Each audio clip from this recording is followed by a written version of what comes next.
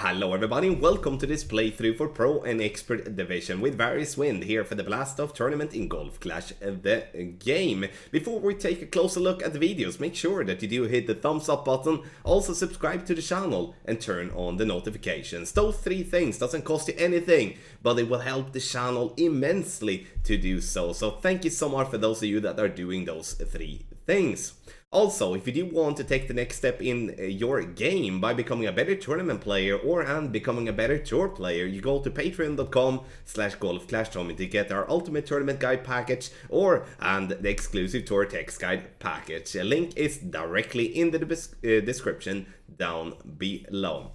Follow the info box on the right hand side to get the club distance adjustment, elevation adjustment, also a ball and club type I suggest you to play with. Have in mind that those are all suggestions and you don't have to follow it if you don't want to, but there is always a plan behind it. So let's go to hole number 1.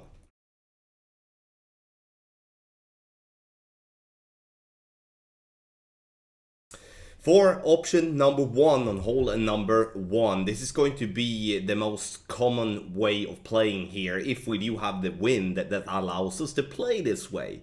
And the thing is, when we do have crosswind, I would recommend to try to clip the rough with the second bounce to roll out for a short wedge. Why? The reason for that is that if we do miss the rough with too much topspin, we will end up to have an impossible putt at the back of the green, or we end up to go into the water and go out of bounds. So then it's better to have a more controlled drive, have the second bounce into the rough to roll out. If we do have more tailwind, then I definitely recommend to not clip the rough, because then we can play and bounce on the pad further up, and then we can allow us then to have less topspin and therefore get the ball to stop sooner on the green. And if we do have tailwind, this is actually a legit chance for a par 4 hole in 1. When we do play the wedge, I would recommend to play EB School plus 20 P5 numbers, obviously, as we're using a power 5 ball. And that's the thing, I want us to use a power 5 ball to make sure that we do have the power enough. And because if we do play with a different ball, we could come into a problem where we do need to go with a lot of power, a lot of overpower, and that's just so unnecessary, especially when we can win some berserkers for free in the golden shot. But don't do like I do there, a bad great left just missed on the left hand side. That's shameless. For option number 2 on hole number 1, this is going to be a shot where we do have headwind of tee. When I'm saying headwind, I mean where we do have more headwind than what we do have crosswind. Because if we do have some decent crosswind here, even if it is with a little bit of headwind, we can still reach to the pad in the center. But now in this scenario, we cannot. So we use the adjustment max plus 10. And we're using topspin together with left spin to get the ball down the fairway. The goal here for me in this type of wind angle is to not go too long, because I want to position myself to be into minimum distance with our long iron for the second shot. And you can see here now that we're going to play this shot pretty downhill. And I'm using the Grizzly to make sure that I'm having a good ball guideline here. Ball guideline to the hole, I'm not using any left spin or right spin. Trying to just keep myself with backspin. Ball guideline to the hole, and once again, we're gonna use the minimum distance here with our adjustment. Minimum distance plus 25%. A perfect ball is going to be close. If you would be happening to go too long, or maybe we are happening to have a little bit of tailwind when we're playing the second shot, then I would recommend to play with the thorn instead from max line, and then I would recommend to play plus 20 in terms of elevation for that shot. Perfect ball, and you will notice here that the ball will be bouncing on the green, and we love when the camera turns around like this, dead center for an eagle on hole number 1, which will be a tough one to drop consistently when we do have that bad wind of tee.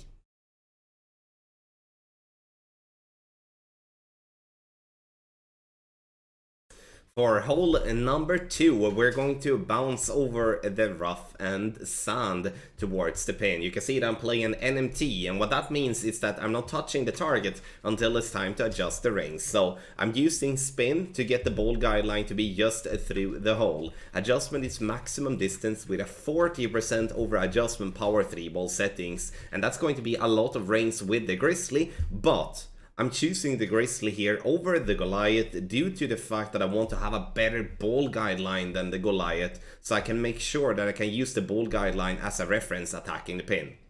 Gets up the green and it rolls on the left side of the cup, but still in for a nice hole-in-one. I do truly believe that this is going to be a par 3, that we will see a lot of hole-in-ones. And you don't have to play an NNT if you don't want to, but I do believe in crosswind and tailwinds, that's going to be the best way to do. In headwinds, I will most likely move a little bit closer to the bunker to minimize the bounce over the bunker and the rough, so I'm not gonna go into the bunker.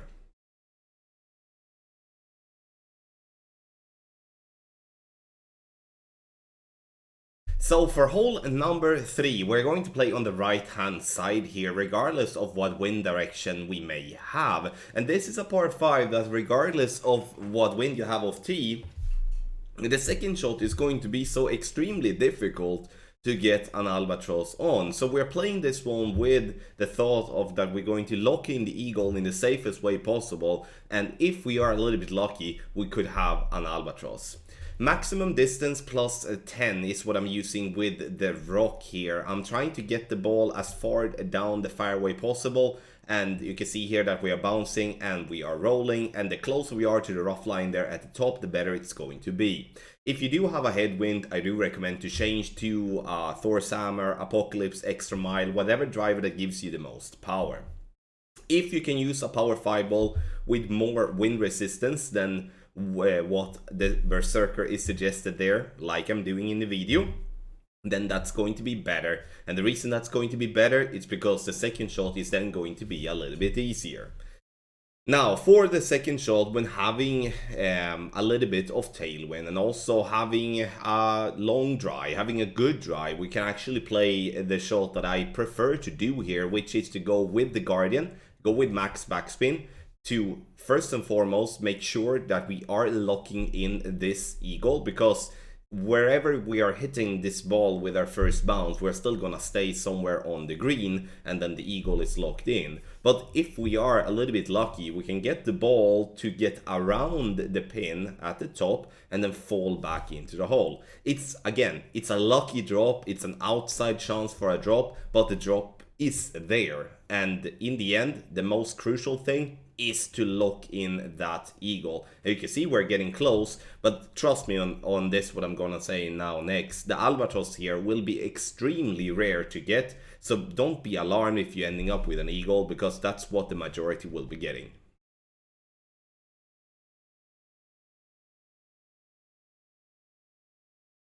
For hole number 4, we're going to do a rough bump with our Goliath, and the reason we want to play with the Goliath is due to its power. Grizzly will struggle having the power enough to actually reach to the spot here by using a power 3 ball. Those of you that do have the B52 can play with the B52 instead, and I would recommend to go with the B52 over the Goliath due to the better accuracy, and it will be less sensitive to great balls.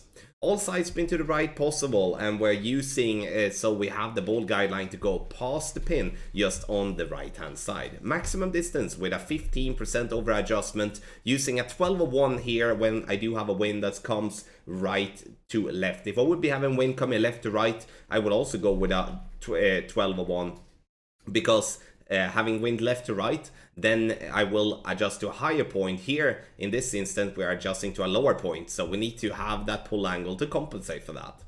Dead center from hole-in-one here on hole number 4, and I do believe that it will definitely be the rough bump to be played from second tee, because it removes the most difficult part with this hole, that is to bounce on the first fairway.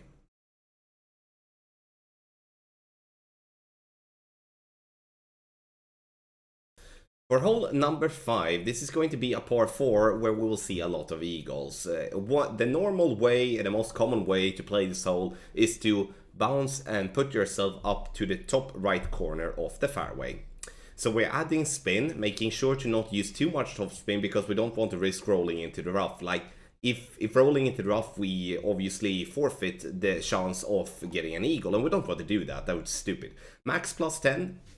With adjustment, I'm using a Wind 3 ball here. You can use basically whatever type of P3 ball here, but make sure to get at least a P3 ball so you do have distance enough, especially in headwind, to make sure that you don't have to use that much overpower. The ball is down the fairway, and now we're going to focus on playing with a thorn on the second shot. You can play with a falcon and with a hornet too, but in this example you will see the thorn. And now we're going to have the first bounce on the fairway. Aligning the ball guideline with the wind, I think, is very important here for a shot like this, because it gives you a little bit of room for error. Ball guideline to be just short of the hole, and we're going to play medium distance, no elevation on the second shot. Pulling over the bullseye, making sure to center the ball and hit perfect. A perfect ball here gives us a very good chance for a drop, and once again, I believe a lot of your opponents will get an eagle here, and if you're going to fight for a top spot in the tournament, then an eagle here is going to have to be a must.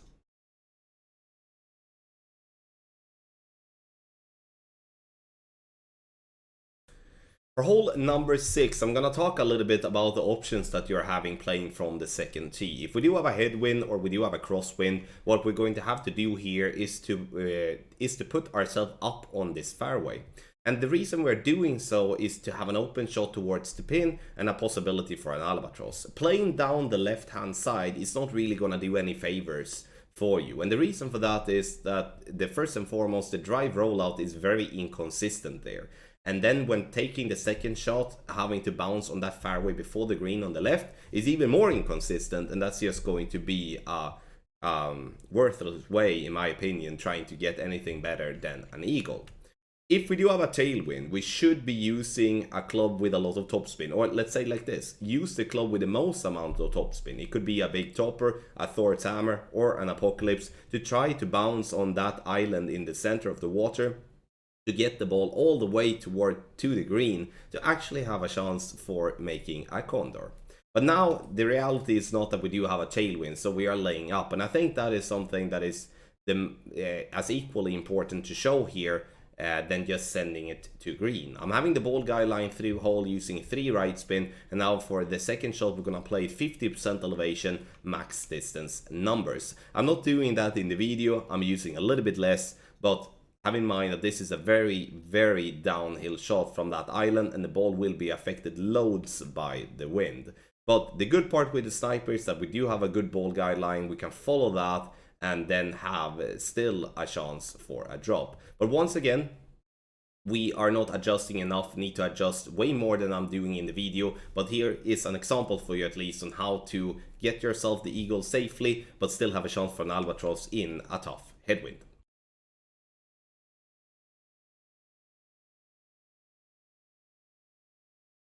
For hole number 7, we do have a tailwind, and then we're going to try to go for green. And the beauty with tailwind here is that we actually can just stay away from using much overpower, or even overpower at all in some type of angles. So I'm using the max position to be center onto the fairway. I'm adjusting max +10, and then I'm pushing up to max. You can see here now that I'm not using any overpower whatsoever. I'm just making sure that I do hit perfect. I would say that with a great ball here, you will still have a decent chance of getting this ball to green. And I also think that if we are a little bit lucky, we could actually roll this one in for an hole-in-one. Because it's a straight hole, it's no obstacles really, it's just about to getting direction correct. I'm not saying a par 4 hole-in-one is easy to get, but this one here definitely opens up for it if it is a nice little tailwind. If there is a crosswind, I would either go with more topspin, if I do have that possibility, or I would start using overpower. In headwinds, I would still go over to the second fairway by using max overpower, trying to get myself up to a wedge.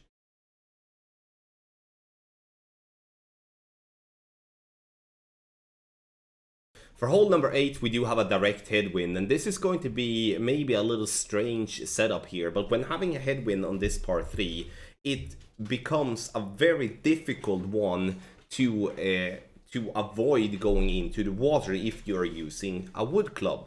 So what I'm trying to do here is to use a power 0 ball. In this case, I'm using the Marlin ball, and I'm actually not making any adjustment more than offsetting to the left of the pin.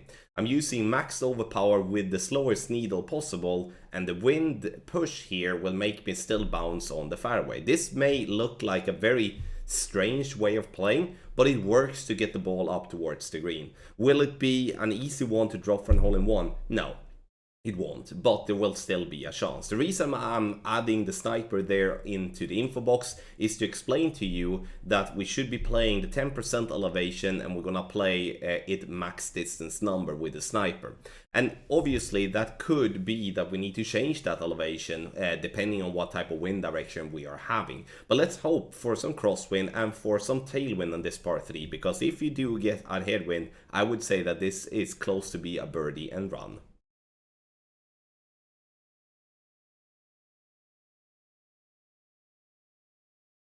Hole number 9. This is a tough par 5 where when we do have a crosswind and a tailwind, I would say that this is going to be a decent chance for an albatross. But when we do have a headwind of tee, this is going to be a difficult one to get ourselves anything else than an eagle on. We start by using a decent bunch of topspin, all from 5 to 7 bars of topspin, and all the side spin to the left, the 3 bars. Playing with a Kingmaker, adjustment is max plus 15, and then I'm using 1.5 ball of curl to the left.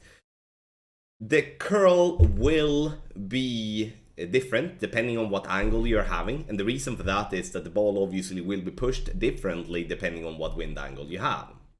Second shot is going to be played from here with a long iron. You can go for a rough bump if you feel that you do want to take that risk.